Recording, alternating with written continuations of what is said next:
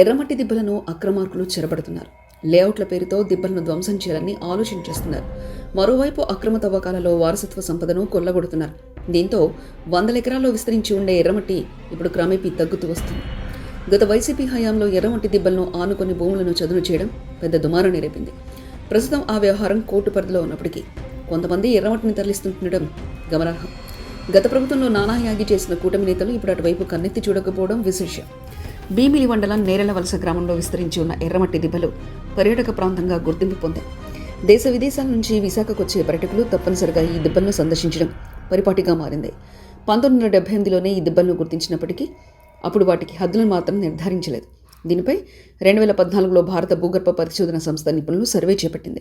Survey number 49/1లో 262.92 ఎకరాల్లో ఈ ఎర్రమట్టి దిబ్బలు విస్తరించి ఉన్నట్లు గుర్తించారు. దీంతో 2014 జూలై 19న ఆ ప్రాంతాన్ని చారిత్రాత్మక వారసత్వ సంపదగా నిర్ధారించారు. రెవెన్యూ రికార్డుల ప్రకారం ఆ ప్రాంతం ఇసుక దిబ్బలు గయాలుగా ఉంది. మిగిలిన భూముల విషయంలో కూడా వివాదాలు చెలరేగాయి. ఎర్రమట్టి ఉన్న భూములన్నీ ఎర్రమట్టి భూములుగా పరిగణించాలని పలువురు డిమాండ్ చేశారు. లేని పక్షంలో వీటి సమీపంలో త్రవ్వకాలు నిర్మాణాలు చేపడితే ఆ సంపదకు ముప్పు వాటిల్లుతుందని ఆందోళన వ్యక్తం చేస్తూనే ఉన్నారు.